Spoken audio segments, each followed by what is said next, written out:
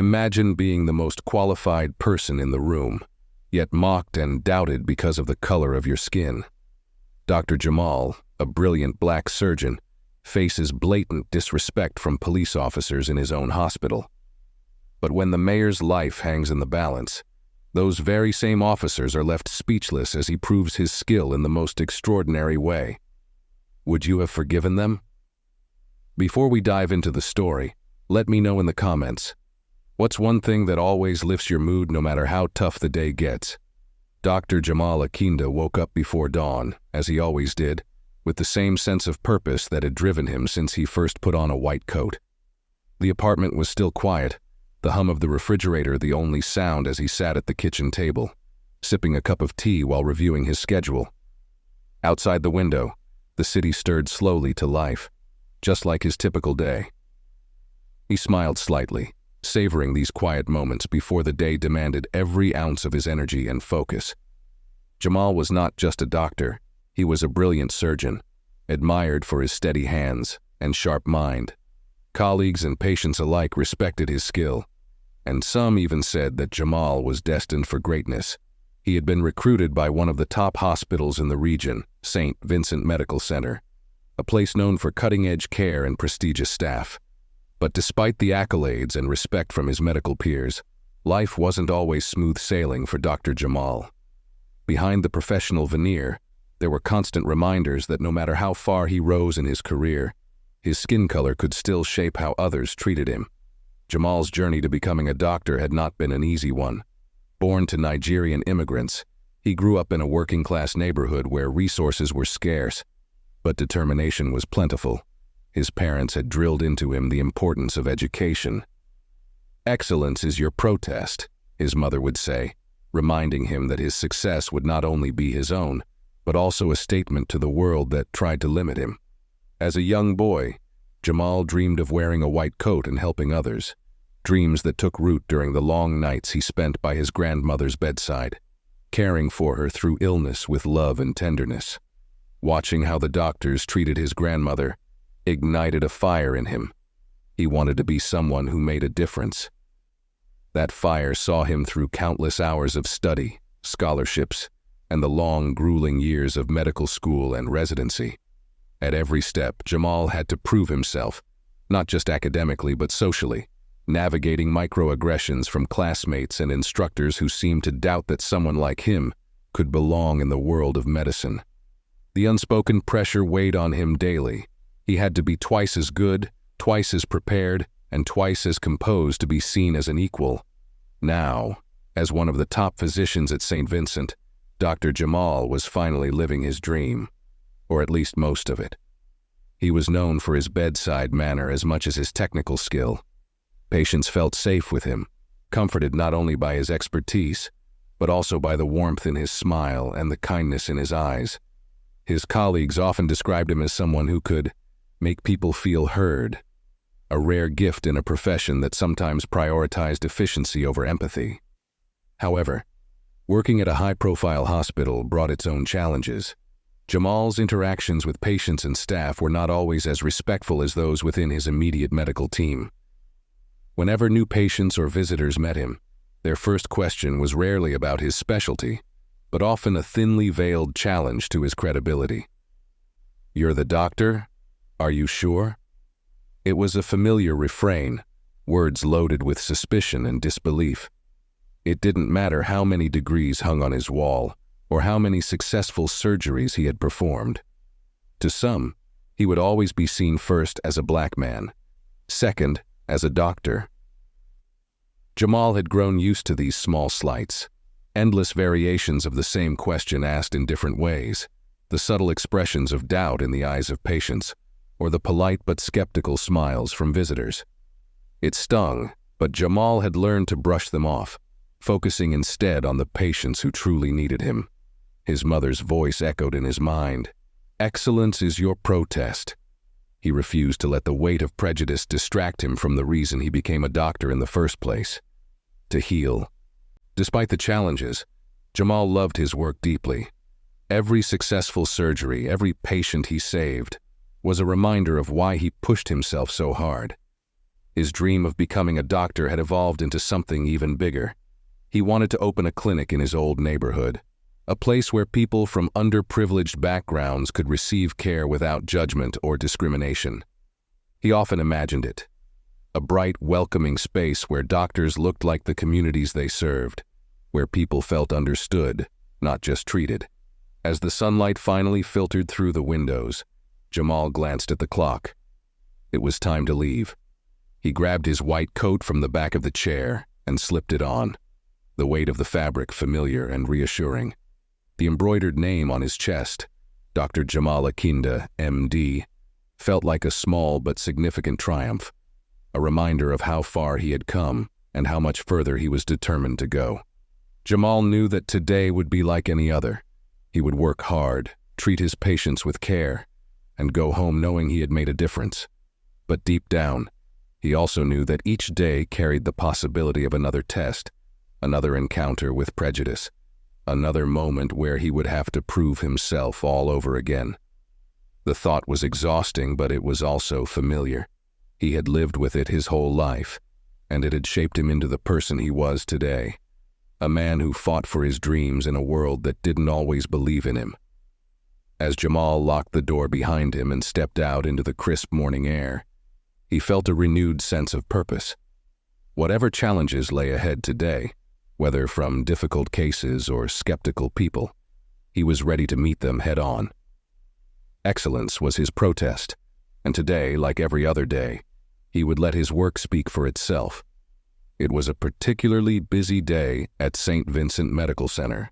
Dr. Jamal moved swiftly from patient to patient, his mind focused and sharp as he consulted with the nursing staff and prepared for an afternoon surgery. Just as he was finishing up with a patient's chart, the double doors of the emergency department burst open. A group of police officers stormed in, escorting a handcuffed man on a gurney. He was bloodied and bruised, and one officer barked orders to the nurses, demanding immediate medical attention for their detainee. Jamal glanced up from the chart in his hand and approached the group. "What's the situation here?" he asked in a calm, professional tone, scanning the man on the stretcher. The man appeared to be in his early 30s, groaning in pain as he clutched his side. Jamal could see that the detainee's injuries were serious, possibly broken ribs with internal bleeding. He needed attention immediately. But before Jamal could assess further, one of the officers, a burly man with a buzz cut and a badge that read Mitchell, turned toward him with a look of disbelief. "You're the doctor?" Mitchell asked, eyebrows raised. He exchanged a smirk with the other officers. Jamal's face remained composed, though a familiar heaviness settled in his chest. "Yes," he replied firmly. "I'll be handling this case. Let's get him into room 4. Mitchell didn't move.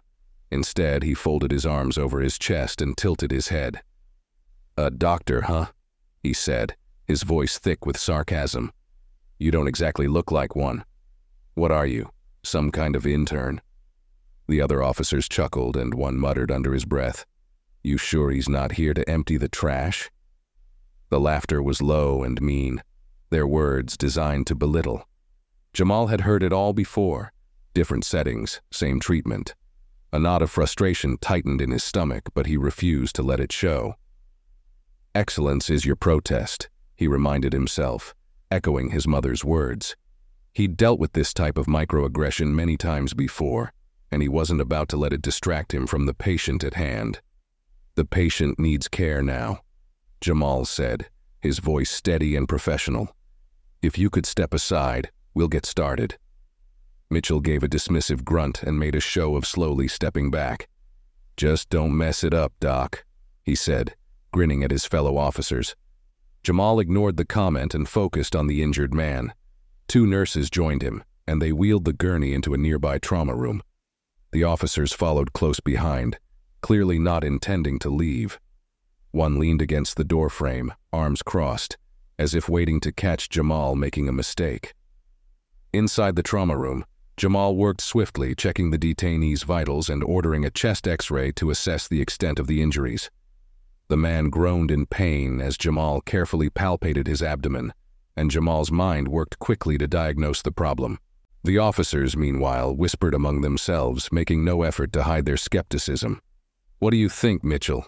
Think this guy knows what he's doing?" one officer murmured. "Hope the patient signed a waiver."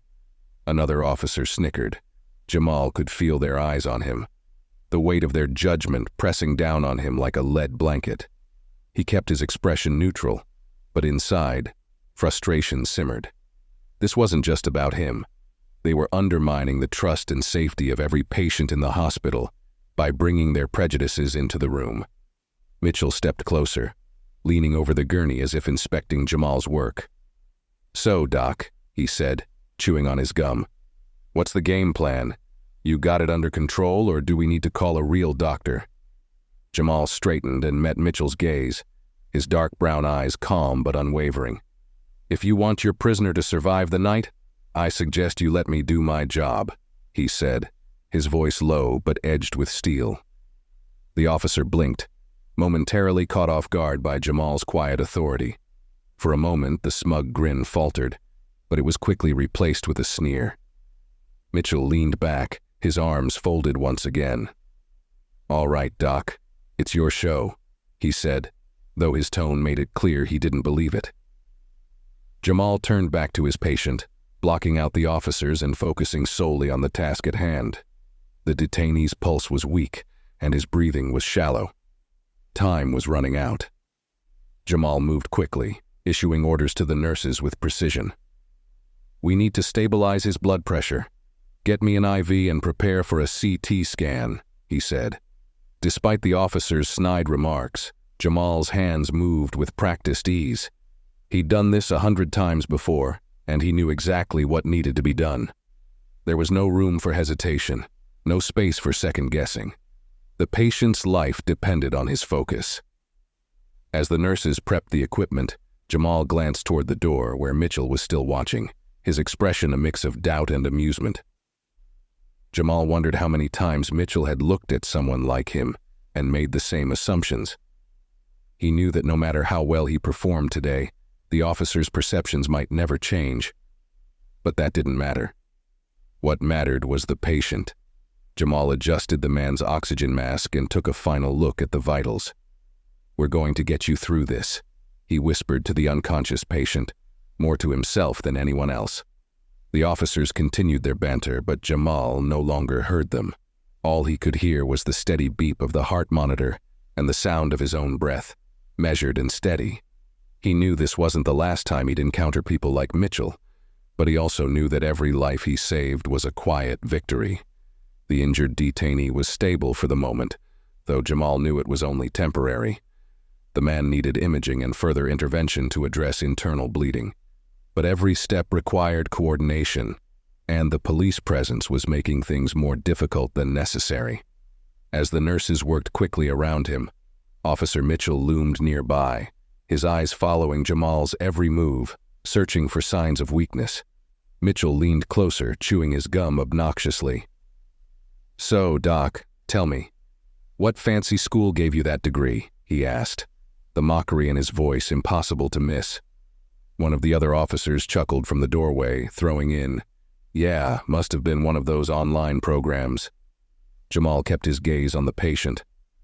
Years of practice had taught him how to ignore comments like these. He knew Mitchell was fishing for a reaction, but he wouldn't give him the satisfaction. There was only one priority here, the man lying unconscious on the gurney. "He's crashing," one of the nurses warned, her voice sharp with urgency. Jamal's mind snapped back to the task at hand. The patient's blood pressure was plummeting, and his breathing was becoming erratic. The situation was deteriorating quickly. "Get the crash cart," Jamal ordered calmly, keeping his composure. "We need to intubate. Push 10 milligrams of etomidate." The nurses sprang into action, moving efficiently at Jamal's command, their trust in him evident in the way they followed his lead without hesitation. But Mitchell wasn't done. "Hey, Doc," he said, smirking. "You ever even done one of these before?" His voice was loud enough to be heard by everyone in the room, and the tension thickened. The nurses exchanged glances but remained silent, focusing on their tasks. Jamal didn't flinch. "If you want your friend here to have a chance, I suggest you stay out of the way," he said without looking up. His voice was steady, but there was an undercurrent of steel in his words. Mitchell snorted. "Friend? This guy?" He gestured toward the unconscious detainee with a laugh. "Nah, he's not my friend. Just a dirtbag we picked up for causing trouble." Jamal paused for a moment, absorbing the weight of those words. It was no surprise to him.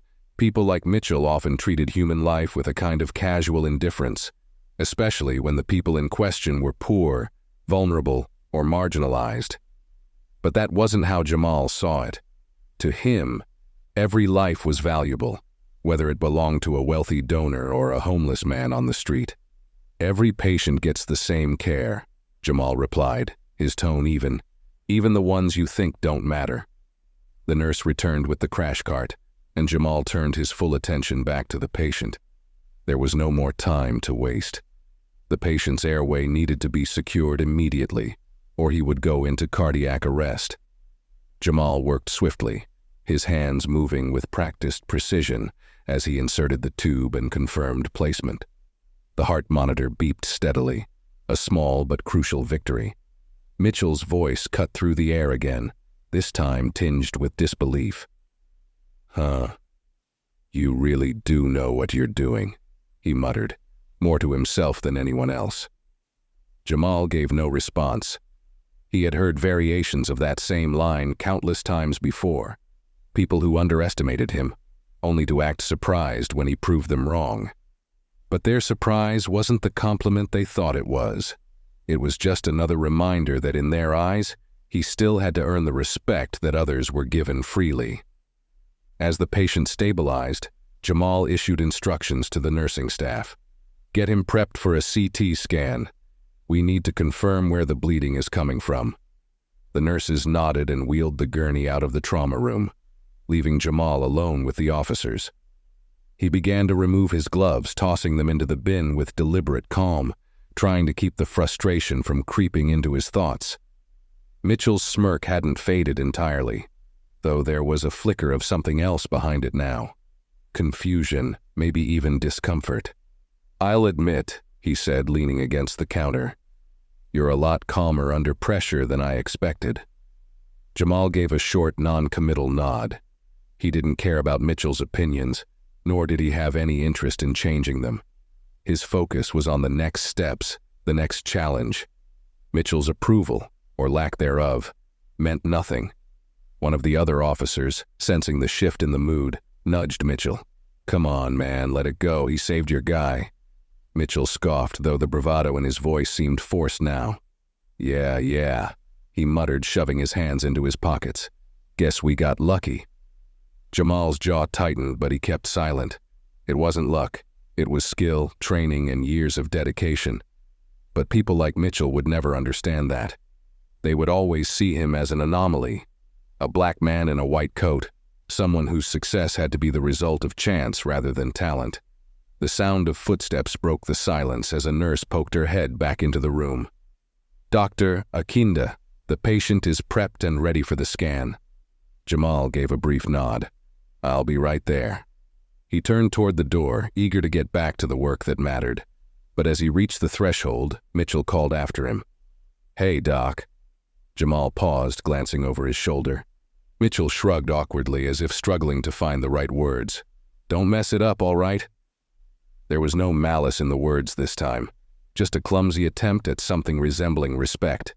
Jamal nodded once, acknowledging the effort, but not giving it more importance than it deserved. He stepped out into the hallway, letting the door swing shut behind him. His mind was already moving on to the next task, the next patient. There would always be people like Mitchell, and there would always be obstacles. But Jamal knew who he was, and that was enough. The day was just beginning to settle when the sound of hurried footsteps echoed through the hospital's hallways. Dr. Jamal had just stepped away from the trauma room to wash his hands when a nurse rushed toward him, her expression tense. "Dr. Akinde, we've got an emergency," she said breathlessly. "The mayor was in a car accident. He's en route now. Condition critical." Jamal's pulse quickened, though his face remained calm. The mayor was not just any patient. He was one of the city's most prominent figures, a man known for championing economic policies and local initiatives. The arrival of a high-profile patient like this would mean heightened scrutiny from hospital administrators, media attention, and, most likely, interference from the police. It was the kind of situation where everything had to go perfectly, and the slightest mistake could carry heavy consequences. "ETA?" Jamal asked, drying his hands quickly. 5 minutes, the nurse replied. "Multiple injuries, head trauma, possible internal bleeding." Jamal nodded, already running through the steps in his mind. "Get trauma room 2 prepped and alert the OR. I'll need a surgical team on standby." He didn't have time to dwell on the challenges ahead. Patients were patients, whether they were politicians or ordinary citizens. His focus would be the same: save the life in front of him no matter what distractions surrounded the situation. Jamal headed toward the emergency entrance, where a small crowd had already begun to gather. Hospital staff were mobilizing, positioning equipment, and whispering among themselves about the VIP patient. And, as expected, the police were there too.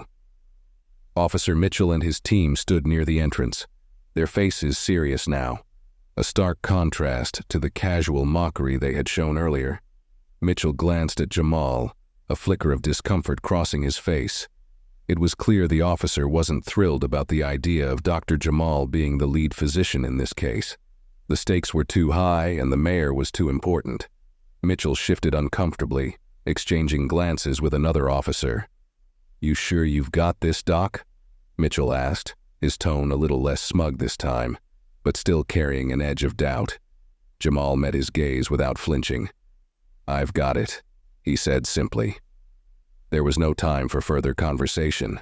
The sound of sirens filled the air, and an ambulance screeched to a halt outside the hospital doors.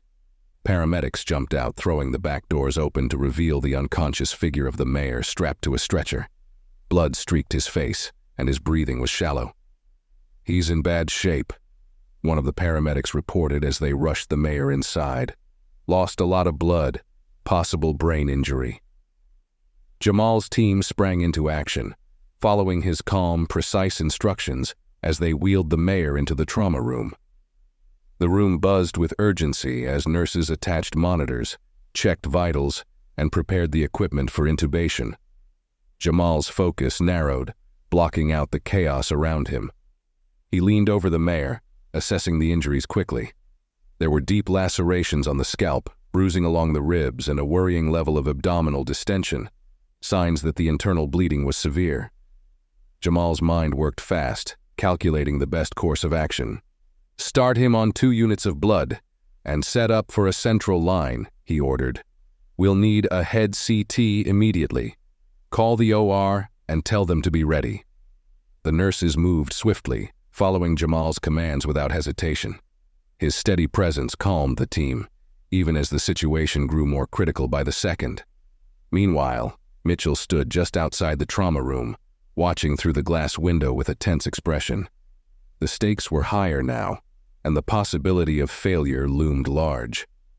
He seemed torn between his lingering skepticism about Jamal's abilities and the uncomfortable realization that, whether he liked it or not, the mayor's life was in Jamal's hands. Inside the trauma room, the heart monitor's beeping grew irregular. The mayor's condition was deteriorating rapidly. Jamal remained focused, his hands steady as he worked to stabilize the patient. He knew that time was running out.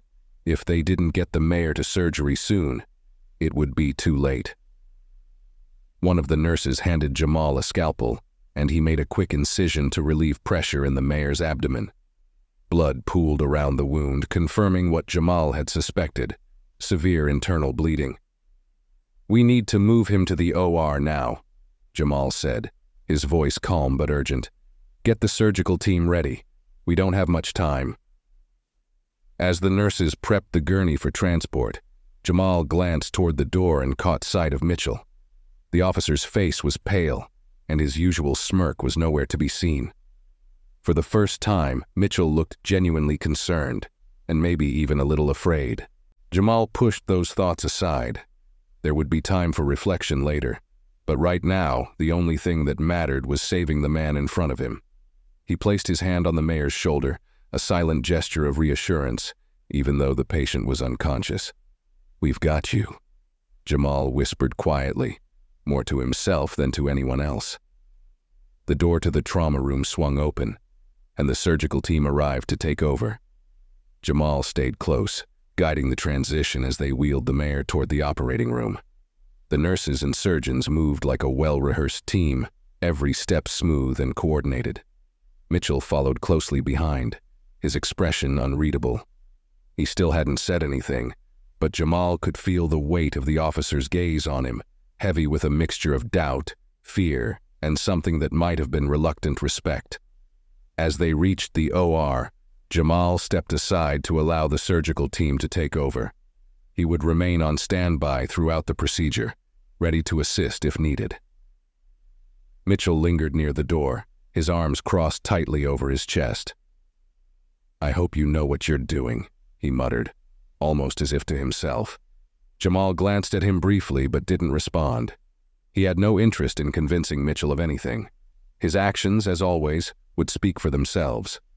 The doors to the operating room closed with a soft whoosh, and Jamal stood in the hallway, exhaling slowly. The hardest part was still ahead, but for now he had done everything he could. In the operating room, the tension was palpable. Every move, every decision mattered. The surgical team worked with clockwork precision, their hands steady despite the high stakes. Dr. Jamal stood at the head of the room, calling out orders and directing the team through the most critical moments. The mayor's life hung in the balance, and there was no margin for error. "Prep for a laparotomy," Jamal instructed, his voice clear and calm. "We need to find the source of the internal bleeding." The surgical assistants moved swiftly, adjusting lights and passing instruments with practiced precision. Jamal's focus was razor-sharp, his mind blocking out everything except the task at hand.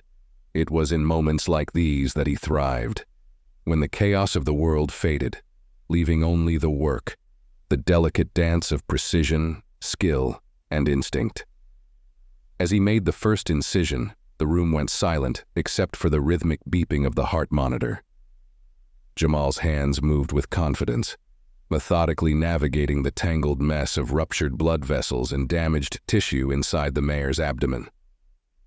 "We've got major bleeding from the hepatic artery," Jamal said. "Clamp it. I'll suture it." A nurse handed him the surgical needle, and Jamal got to work, his hands steady despite the pressure bearing down on him. Every second mattered. Too much blood loss, and they would lose the mayor. But Jamal didn't waver. He had been here before countless times, on the brink of disaster, balancing between life and death with only his skill to tip the scales. Outside the operating room, Mitchell paced anxiously, stealing glances through the small glass window in the door. His usual cockiness had dissolved into something more fragile, something that resembled fear. Inside, Jamal continued working. Time seemed to warp in the OR, each moment stretching into eternity. Yet Jamal remained anchored in the present, his thoughts sharp and focused. He knew that beyond these walls, people were already speculating. Administrators, journalists, and police officers wondering whether this surgeon, this black man in charge of the most critical operation of the year, was truly up to the task. But Jamal didn't care about the noise. He only cared about the patient. "Blood pressure is dropping," one of the anesthesiologists warned. Jamal reacted instantly. "Increase fluids and let's get another 2 units of blood in." The team moved in sync, following his lead without hesitation. The beauty of these moments was that race, prejudice, and ego had no place here. In the OR, respect was earned through competence, and Dr. Jamal had earned it many times over. But Mitchell's earlier words echoed in his mind, uninvited and unwelcome. "You sure you've got this, Doc?" The words were a small thing, but they carried the weight of countless encounters just like it. Moments where Jamal's abilities were doubted not because of his skills, but because of who he was. Jamal pushed the thought aside and focused on the mayor's damaged liver. The rupture was worse than expected, but it was nothing he couldn't handle. He clamped the artery with precision, working quickly to minimize blood loss. "We're stabilizing," the anesthesiologist announced. relief evident in her voice. Jamal didn't stop. He knew better than to relax too soon. A lot could go wrong in the final stretch. But as he stitched the damaged tissue with meticulous care, a sense of calm settled over him. They were going to pull through. "Vitals are improving," another nurse reported. Jamal gave a small nod of acknowledgement but didn't break focus. "We're almost there. Keep an eye on the pressure." Minutes later, the final stitch was in place and the bleeding had been stopped. Jamal stepped back slightly, surveying the work with a practiced eye. It wasn't perfect. Emergency surgeries rarely were. But it was good enough to save a life. "Let's close him up," he said, handing off the instruments to the surgical assistant. The room seemed to exhale collectively, the tension easing as the hardest part of the operation came to an end. Nurses and assistants moved efficiently, preparing the mayor for transfer to recovery. Jamal peeled off his gloves, his face calm but lined with the exhaustion that always followed a high-stakes surgery. "Good job, everyone," he said quietly, though his words carried the weight of genuine gratitude. The surgical team nodded, exchanging tired but satisfied glances. It had been a long day, but they had done what they set out to do. They had saved a life. As the mayor was wheeled toward the recovery room, Jamal stayed behind for a moment, letting the weight of the day settle over him. He knew that the hardest part was over, but the emotional toll was just beginning to surface. He made his way to the hallway where Officer Mitchell stood waiting, arms still crossed, though his expression was no longer one of smug superiority. There was something else in his eyes now, something that looked suspiciously like respect, though Mitchell seemed reluctant to acknowledge it fully. "You did it," Mitchell said, his voice quieter than usual. Jamal gave a brief nod. "The mayor's not out of the woods yet, but he's stable. He'll need time to recover." Mitchell shifted awkwardly, glancing down at his shoes. "Guess you know your stuff after all," he muttered, though the words felt forced. Jamal said nothing. He didn't need validation from people like Mitchell. His work spoke for itself. Still, there was something oddly satisfying about seeing the officer struggle to reconcile his earlier assumptions with the reality in front of him. "I'm heading to recovery," Jamal said, turning toward the hallway. "Let me know if anything changes." As he walked away, Mitchell called after him. "Hey, Doc?" Jamal paused but didn't turn around. "For what it's worth." "Thanks," Mitchell said, the words heavy with reluctant acknowledgement. Jamal nodded slightly and continued down the hallway. He didn't need thanks, and he didn't need approval. What mattered was that a life had been saved, and he had done what he came here to do. Excellence was his protest, and today it had spoken louder than words ever could. The minutes stretched endlessly in the waiting room outside the ICU, where Dr. Jamal stood by the window, his hands clasped behind his back. Through the glass, he watched the mayor's chest rise and fall with the help of a ventilator, every shallow breath a reminder of how precarious life could be. Even though the surgery had been a success, Jamal knew the battle wasn't over. The next few hours would be critical. Behind him, the nurses moved quietly around the room, checking vitals, adjusting IVs, and monitoring the mayor's heart rate. The rhythmic beeping of the machines filled the silence, a reminder that at any moment things could shift from stability to crisis. Jamal felt the familiar weight of responsibility settle on his shoulders. Success in the OR was only the first step. Now came the long wait to see if the mayor's body would respond to the treatment. He turned as Officer Mitchell and his team entered the room, their expressions grim. They stood awkwardly near the entrance, watching as Jamal reviewed the monitors with the nursing staff. The officers looked out of place in the sterile environment of the ICU, their presence a stark reminder of the stakes involved. "How's he doing?" Mitchell asked, his voice low and cautious. For the first time that day, there was no sarcasm in his tone. "He's stable for now," Jamal replied without looking up from the monitor. "But the next few hours are crucial. We need to monitor his brain activity closely to make sure there's no swelling. If things go south, we'll have to act fast." Mitchell nodded, rubbing the back of his neck nervously. "Yeah, let's hope it doesn't come to that." For a moment, the tension between them seemed to ease, replaced by the shared anxiety that only life-or-death situations could bring. Mitchell's usual bravado had vanished, leaving behind something more genuine, a man grappling with fear and uncertainty, much like everyone else in the room. The mayor's condition fluctuated throughout the night. Jamal remained by his side, carefully monitoring every development, every shift in heart rate or oxygen level. When the blood pressure dipped, Jamal was quick to respond, adjusting the medications and ordering another transfusion. Each decision was a test of his experience and instinct, and every second mattered. The officers lingered nearby, growing more restless with each passing hour. At one point, Mitchell approached Jamal, his expression unreadable. "Doc, if something happens to him." Mitchell trailed off, rubbing his forehead anxiously. Jamal looked up, meeting the officer's gaze. "We're doing everything we can," he said simply. There was no room for guarantees in medicine, only effort and skill. Mitchell nodded, though the tension in his jaw remained. It was clear that the officer wasn't used to feeling powerless, and the uncertainty of the situation was wearing on him. The hours dragged on. The clock on the wall ticked forward slowly, each movement a reminder of how fragile the line between life and death could be. Jamal barely left the mayor's bedside, taking short breaks only to review scans or discuss treatment plans with his team. Fatigue tugged at the edges of his mind, but he refused to let it take hold. Around midnight, the mayor's oxygen levels dropped unexpectedly, setting off alarms across the ICU. Nurses scrambled into action as Jamal leaned over the patient, scanning the monitors with laser focus. "His lungs are struggling," one nurse said urgently. "It might be a clot." "Prepare the ultrasound," Jamal ordered, his mind racing through the possibilities. He knew they couldn't waste a second. If a clot was blocking oxygen flow, the mayor's condition would deteriorate rapidly. The room buzzed with tension as the ultrasound machine was wheeled in. Jamal scanned the mayor's chest, his hands moving steadily as he searched for signs of obstruction.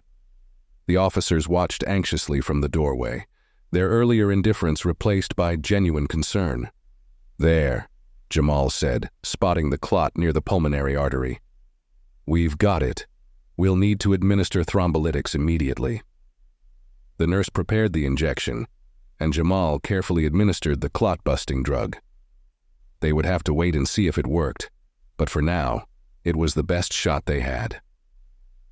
The minutes that followed were some of the longest of Jamal's career. Every eye in the room was fixed on the monitors, watching for any sign of improvement. The heart monitor beeped steadily, but the tension in the air was suffocating. Finally, the oxygen levels began to rise, slowly but surely. The collective sigh of relief from the medical team was almost audible. "He's stabilizing," the nurse whispered, her voice filled with relief. Jamal exhaled, his shoulders sagging slightly as the weight of the moment lifted. The clot had dissolved and the mayor's lungs were responding. For now, the worst was over. Mitchell stepped forward, his expression caught somewhere between disbelief and gratitude. "You did it," he said quietly, almost as if he couldn't believe it himself. Jamal nodded but didn't respond. There was no time for celebration, only the knowledge that they had made it through another crisis.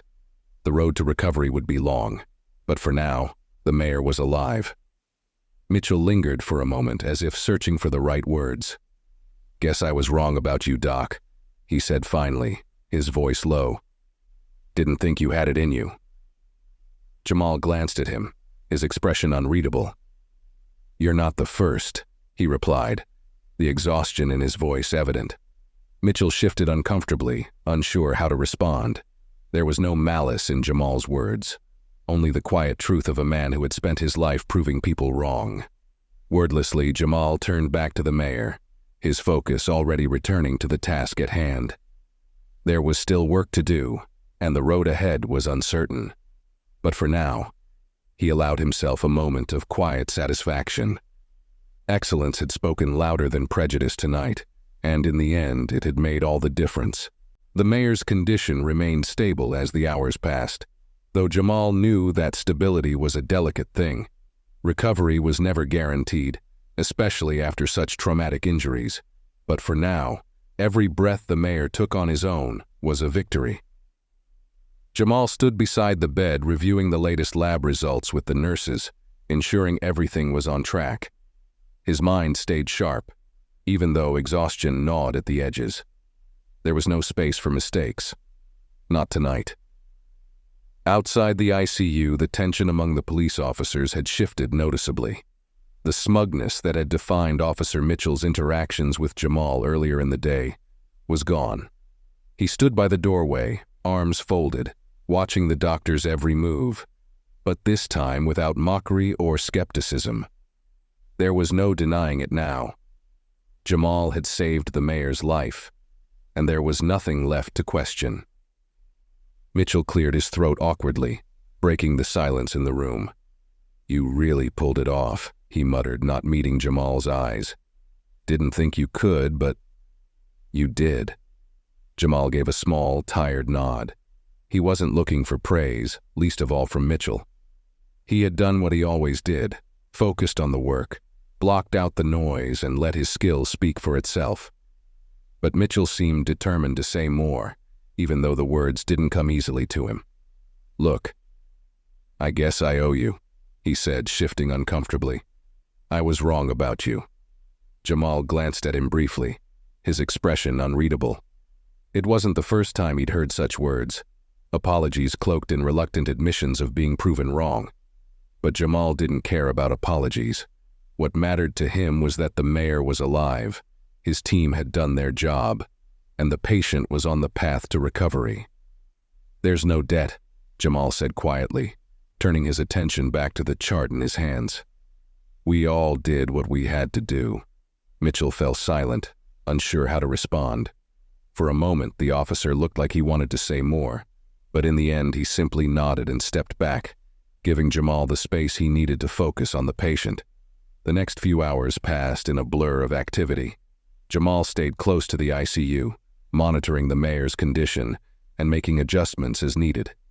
His team worked seamlessly, following his instructions with the trust and confidence they had built over countless shifts together. The crisis had passed, but Jamal knew that every moment still mattered. Just before dawn, the mayor's eyes fluttered open briefly, his expression groggy and confused. Jamal leaned in, speaking softly.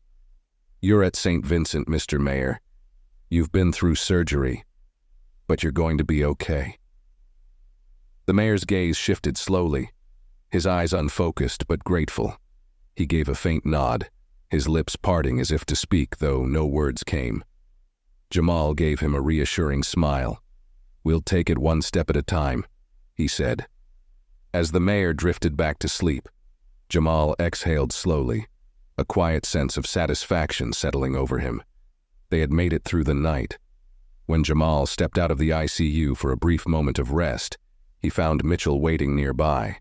The officer's demeanor was noticeably different, less guarded, more thoughtful. "I guess I never thought someone like you would be running the show here," Mitchell said, his tone strangely reflective. "But you proved me wrong." Jamal gave a tired smile, though there was no malice in it. "It happens," he said simply. Mitchell nodded, running a hand through his short hair. "Yeah, I suppose it does." For the first time, there was no trace of sarcasm or skepticism in his voice. It was just an honest statement, an acknowledgement that the world wasn't always what he had assumed it to be. The two men stood in silence for a moment, the weight of the night lingering between them. Jamal didn't expect Mitchell to change overnight. People rarely did. But perhaps in some small way, tonight had shifted something in the officer's perspective. One of the nurses approached Jamal with an update on the mayor's vitals, and Jamal nodded, ready to dive back into work. As he turned to leave, Mitchell called after him one last time. "Hey, Doc," Mitchell said. "Thanks for everything." Jamal paused briefly, then gave a small nod of acknowledgement before heading back into the ICU.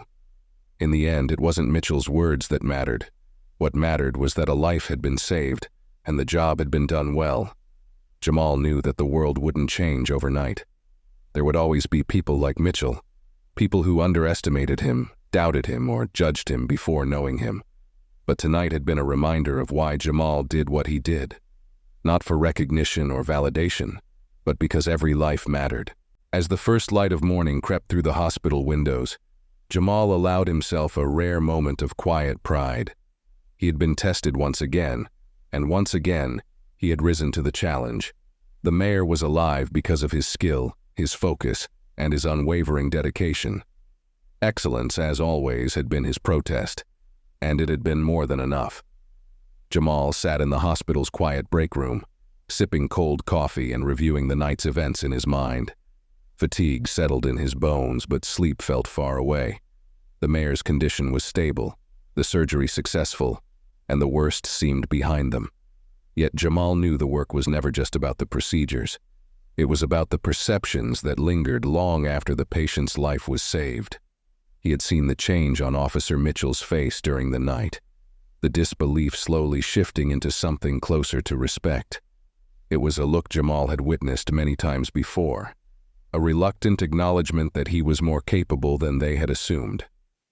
But the weight of that recognition never felt like a triumph. It was exhausting to be seen as the exception rather than the norm, to have every achievement framed as proof against someone's prejudice. The door to the break room creaked open, and Mitchell entered, his expression unsure. He stood awkwardly by the door, clearly debating whether or not to speak. "Doc, you got a minute?" Mitchell asked, his voice subdued, lacking the mockery it once held. Jamal nodded, motioning to the chair across from him. Mitchell sat down, fidgeting with his hands, struggling to find the words. "Look, I just wanted to say I was wrong about you. I didn't think—" He stopped himself, realizing how hollow the apology sounded. "I didn't know what to think. Guess I just assumed." Jamal regarded him quietly, letting the officer's words hang in the air. He had no interest in making this easy for Mitchell. It wasn't his responsibility to comfort those who finally saw him for who he had been all along. "It's not the first time," Jamal said simply. Mitchell exhaled heavily, rubbing his face with his hands. "Yeah, I figured," he admitted, a trace of guilt in his voice. "I guess it's easy to think you've got people figured out. Makes life simpler. But that's on me." Jamal took another sip of his coffee, choosing his words carefully. "People see what they want to see," he said, his voice calm. "It's easier to believe the world works the way you expect it to, even when it doesn't." Mitchell looked down at his hands, the silence between them heavy with unspoken truths. For the first time, he seemed to be grappling with the weight of his assumptions, not just about Jamal, but about the world he lived in. "I've seen a lot of things in this job," Mitchell said quietly, "but I guess I've missed a lot too." Jamal nodded, understanding the struggle without needing to explain it. Mitchell's realization, however belated, was not uncommon. People rarely saw the full picture until it was laid bare in front of them, until a moment came when they could no longer ignore the truth. "Look," Mitchell continued, "I know I don't get it. Not really. But what you did tonight, it was something else, and I respect that." Jamal gave a small, tired smile. "I'm not here for your respect, Officer Mitchell. I'm here for my patience." Mitchell chuckled softly, though there was no humor in it, only the acknowledgement of an uncomfortable truth. "Fair enough, Doc, fair enough." He stood to leave, but before he reached the door, he hesitated. "For what it's worth," Mitchell said, glancing over his shoulder, "I'll try to do better. That's all I can say." Jamal watched him go, feeling a mix of emotions he couldn't quite name.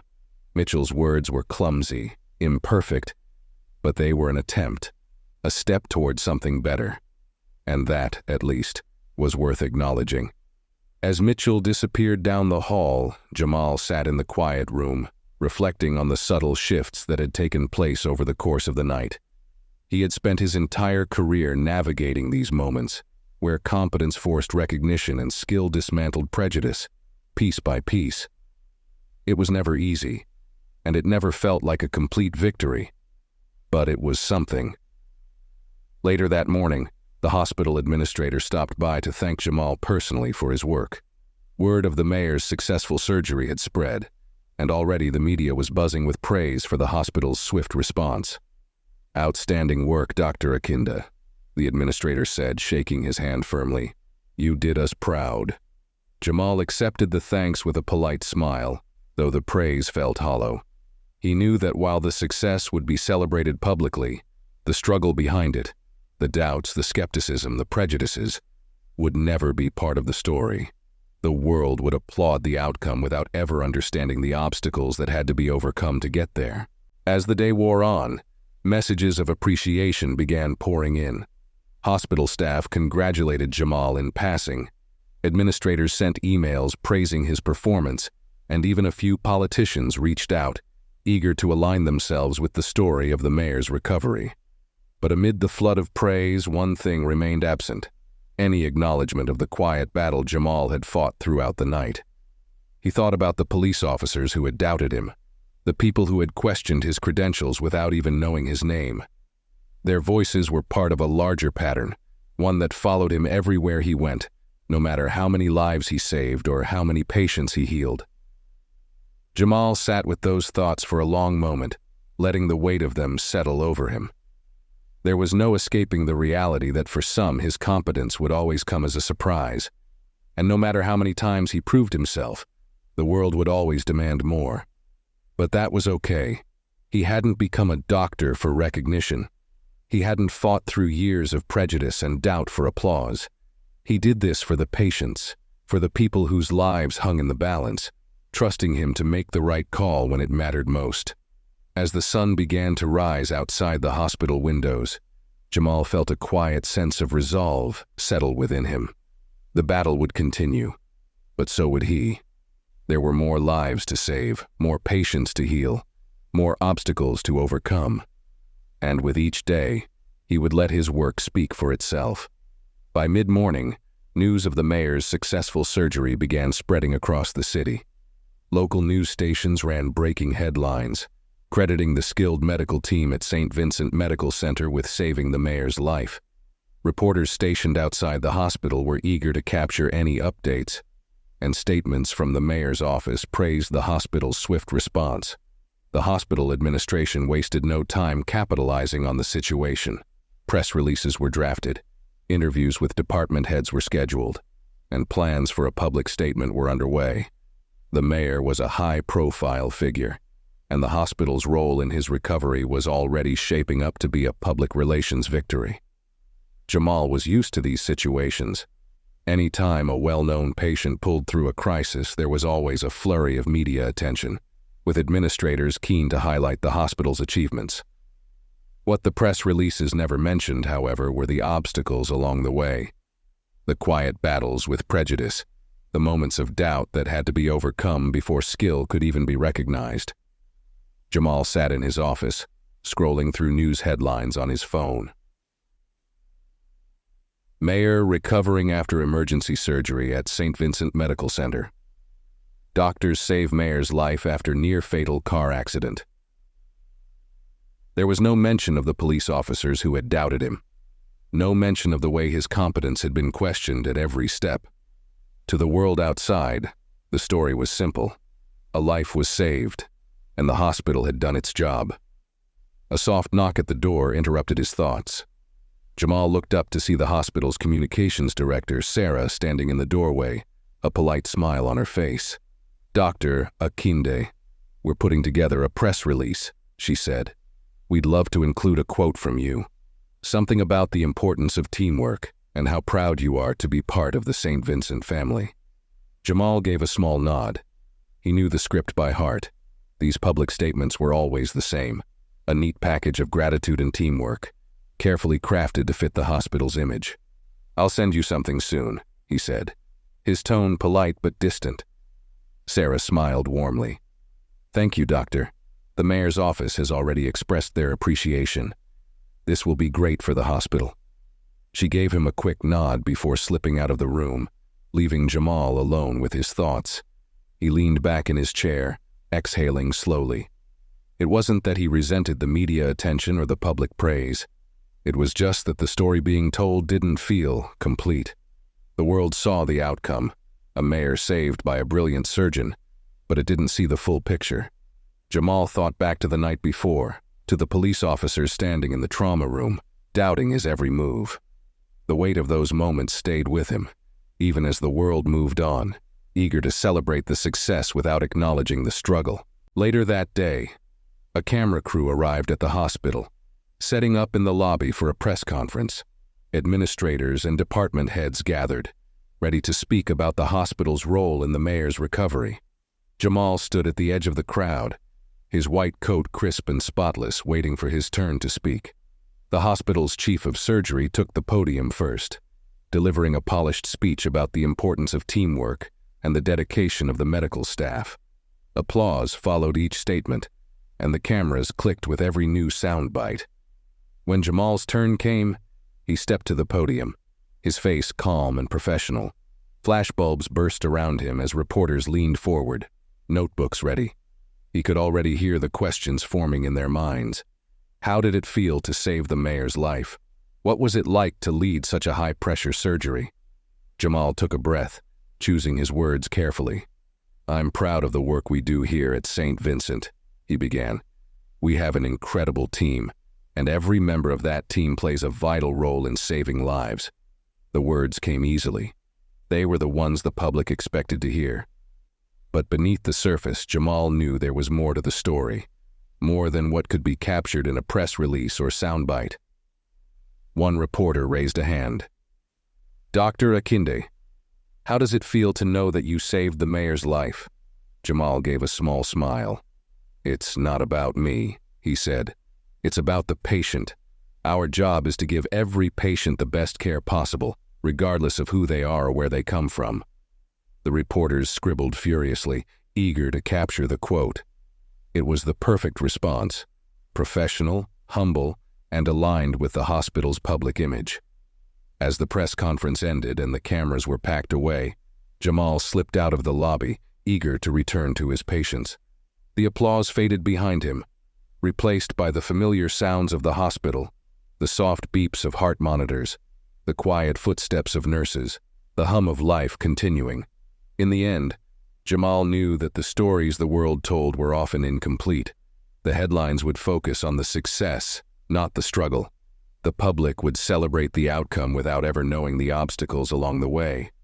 And that was okay. Jamal didn't need the world to understand his journey. What mattered was that the mayor was alive. What mattered was that the work continued. Jamal walked down the hallway, his white coat swaying slightly with each step. There were more patients to see, more lives to save, more challenges to face. And he would meet them all, just as he always had, with skill, focus, and quiet determination. Because in the end, it wasn't about recognition. It wasn't about proving anyone wrong. It was about doing the work, day in and day out, no matter who was watching. After the press conference, Jamal retreated to a quiet spot in the hospital, seeking a brief moment to himself. He found a bench by a window overlooking the city and sat down, letting the noise of the hospital fade into the background. The soft hum of distant traffic filled the silence as the events of the last 24 hours played over in his mind. It wasn't the surgery or the media attention that occupied his thoughts. It was the lingering tension of his interactions with the police officers. Their doubts, their mockery, the way they had looked at him not as a professional, but as someone who didn't belong. Those moments weighed heavily on him, more than the fatigue from the night's work. He leaned forward, resting his elbows on his knees and running his hands over his face. Even though he had succeeded, it didn't erase the frustration of always having to prove himself, over and over again. No matter how many patients he saved, no matter how well he performed, it felt like there would always be someone questioning his place. Jamal thought back to his mother's words, spoken so many times throughout his life. "Excellence is your protest." She had taught him that the only way to rise above the assumptions and barriers was to be better than anyone expected. And for most of his life, those words had fueled him, driving him forward even when the road was steep and unforgiving. But today, sitting quietly with the city stretched out below him, Jamal felt the weight of that expectation more than ever. Excellence wasn't just his protest, it was his armor. and while it had carried him this far, it was exhausting to wear it every day, knowing that one slip, one mistake, would reinforce every stereotype he fought against. He closed his eyes for a moment, letting the silence settle over him. He thought about the patients he had treated, the lives he had saved, and the countless nights spent in operating rooms, his hands working to repair broken bodies. This was the work he loved, the reason he had fought so hard to become a doctor. But that love came with a burden, a constant pressure to be perfect, to leave no room for error. The door to his quiet corner opened, and one of the nurses peeked in, her expression soft. "Dr. Akinde?" she said gently. "The mayor's family is here. They'd like to meet you if you have a moment." Jamal nodded, standing slowly and stretching his tired limbs. "Of course, I'll be right there." As the nurse disappeared down the hall, Jamal took a final glance out the window. The morning sun reflected off the glass buildings, casting long shadows over the city streets. He knew that life would go on.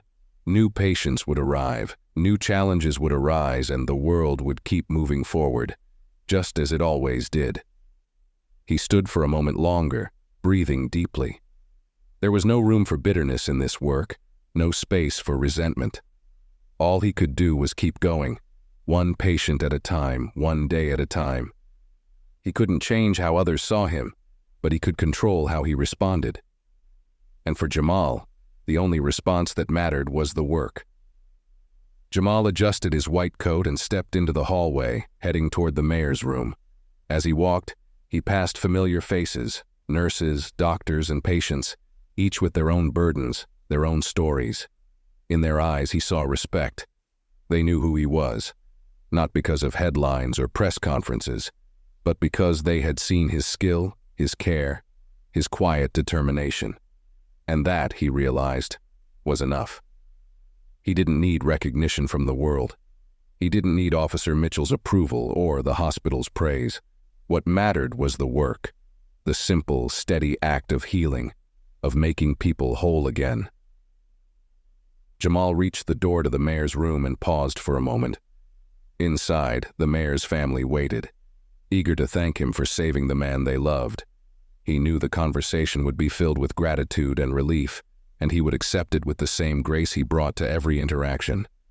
But deep down, Jamal knew that the real reward wasn't in the thanks or the praise. It was in knowing that he had done his job, that he had been there when it mattered most, even when others doubted him. That was what kept him going, knowing that in a world filled with noise and judgment, his actions could speak louder than words. He straightened his coat, took a deep breath, and opened the door. The next few days passed in a blur of patient rounds, consultations, and follow-up care for the mayor. Jamal kept busy, as always, moving from one case to another with the quiet focus that defined him. He didn't expect to see Officer Mitchell again. In his experience, people like Mitchell rarely revisited uncomfortable moments. Acknowledging bias was messy, and most preferred to leave things unsaid. But one afternoon, as Jamal was wrapping up his rounds, he spotted a familiar figure lingering by the nurse's station. It was Mitchell, standing awkwardly with his hands in his pockets, clearly waiting for Jamal. The officer looked different, less sure of himself, his usual bravado noticeably absent. Jamal approached him slowly, curious but not surprised. "Officer Mitchell," he said, keeping his tone neutral. "What brings you back?" Mitchell glanced around, as if making sure no one was listening before speaking. I wanted to talk, if you have a minute." Jamal studied him for a moment, then nodded. "Let's take a walk." They moved down the hallway together, the sound of their footsteps echoing softly against the walls. Mitchell walked with his head slightly bowed, as if carrying the weight of something unspoken. After a few moments, he broke the silence. "Look, Doc, I've been thinking a lot about what happened that night," Mitchell began. "And, I know I didn't exactly treat you with respect. I said some things I shouldn't have." Jamal listened quietly, giving Mitchell the space to speak. Mitchell exhaled slowly, struggling to find the right words. "The truth is, I didn't see you for who you are. I saw what I wanted to see, and I know that's on me." Jamal stopped walking, turning to face Mitchell. There was no anger in his expression, only a calm patience that came from years of navigating conversations like this. "Why are you telling me this now?" Mitchell shifted uncomfortably. "Because it's been bothering me," he admitted. "I've been in this job a long time and I've seen a lot, but I realize now that I haven't always seen the full picture. I've let my assumptions get in the way, and that night I was wrong." Jamal crossed his arms, considering Mitchell's words carefully. He had heard apologies before, some sincere, others merely attempts to ease guilt. But something about Mitchell's tone felt different. It wasn't just an apology, it was an acknowledgement of something deeper. "I appreciate you saying that," Jamal said slowly. "But words alone don't change much, Officer Mitchell. What matters is what you do moving forward." Mitchell nodded, his gaze steady. "I know, and I'm trying. I've been thinking a lot about how I treat people, about the assumptions I make without even realizing it. I don't expect things to change overnight, but I want to be better." Jamal gave a small nod, sensing the sincerity in Mitchell's voice. It wasn't a grand gesture, but it was a start, a step toward something better. They continued walking in silence for a moment, the tension between them easing slightly. It wasn't exactly friendship, but it was something closer to understanding. As they reached the end of the hallway, Mitchell stopped and turned to Jamal once more. "For what it's worth, Doc, I've got your back from now on. I'll make sure the guys on my team know that too." Jamal gave a faint smile, though it was tinged with fatigue. "I'll hold you to that," he said. Mitchell chuckled softly. "I figured you would." The two men stood in silence for a moment longer, the weight of their shared experience settling between them. It wasn't perfect and it wasn't a neat resolution, but it was a step in the right direction. And for now, that was enough. Before parting ways, Mitchell extended his hand. "Thanks for hearing me out, Doc, and thanks for what you did. You saved the mayor's life, but you also opened my eyes to some things. I won't forget that." Jamal accepted the handshake, his grip firm but brief. "Take care, Officer Mitchell." With that, Mitchell turned and walked away, his footsteps fading down the hall. Jamal watched him go, feeling a strange mix of emotions. It wasn't forgiveness, not entirely, but it was something close. A small step toward healing, perhaps. As Jamal headed back to his duties, he reflected on the conversation. He knew that change was a slow process, often uncomfortable and filled with missteps. But conversations like the one he had just had with Mitchell were part of that process, small but necessary steps toward dismantling the walls of prejudice that still stood in the world. Jamal didn't expect Mitchell to transform overnight. People rarely did. But the fact that the officer had returned, had admitted his mistakes, and had expressed a desire to change, that meant something. In the grand scheme of things, it was just a moment, a conversation that would likely go unnoticed by the world outside these hospital walls. But for Jamal, it was a reminder that change, however slow and imperfect, was possible, and that was enough. Days turned into weeks, and the memory of the night Jamal saved the mayor slowly began to fade into the everyday rhythm of hospital life. The media had moved on to the next big story, and the mayor, now fully on the path to recovery, had returned home to his family. Jamal continued his work quietly, knowing that the recognition for his role in the mayor's survival would never last long. And that was fine by him. He didn't need the world's applause to validate what he did. One evening, after his shift ended, Jamal found himself reflecting on everything that had unfolded. The doubts, the sneers, the skepticism, all of it still lingered in the back of his mind. Yet somehow, things felt different now. There had been no dramatic shift, no sweeping change, but perhaps that wasn't the point. Change, he realized, wasn't about grand gestures. It was about small moments, like Mitchell showing up again, admitting his mistakes, and vowing to do better. Jamal sat quietly in his office, sipping tea as the city lights twinkled through the windows. The weight of forgiveness was something he had carried with him for a long time. though he rarely talked about it. Forgiveness, he knew, wasn't just about letting go of anger. It was about freeing himself from the burden of carrying it. He thought about his journey, how he had fought through stereotypes and prejudice his whole life, not just in medicine, but in every interaction that questioned his place in the world. It wasn't just Mitchell. Mitchell was only one of many, a small part of a larger system that Jamal had learned to navigate with grace and determination. Forgiveness wasn't easy, especially when the hurt was rooted in years of lived experience. But Jamal understood something important.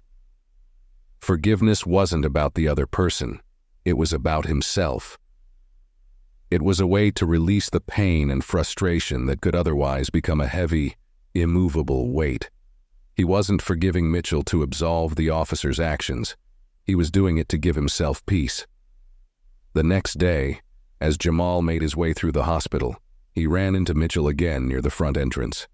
The officer was off duty, dressed in a plain t-shirt and jeans, looking almost out of place in the hospital's sterile halls. "Hey, Doc," Mitchell said with a tentative smile. "Didn't think I'd run into you today." Jamal returned the smile, though it was small and measured. "Seems like we keep crossing paths." Mitchell rubbed the back of his neck, a nervous habit Jamal had noticed before. "I wanted to tell you, I've been talking to the guys on my team, trying to get them to see things differently. I know it's a long road, but I'm working on it." Jamal nodded, appreciating the effort, even though he knew it wouldn't be easy. "That's a good start," he said simply.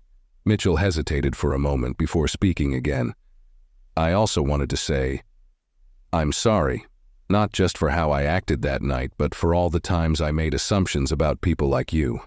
I can't change what I did, but I can try to be better moving forward." Jamal met his gaze, and for the first time, he saw no hint of defensiveness or discomfort in Mitchell's expression, only sincerity. It was a small thing, but it mattered. "Apology accepted," Jamal said, his voice calm and steady. It wasn't a grand declaration, just a simple acknowledgement that the past was behind them. The two men stood in silence for a moment, neither needing to say more.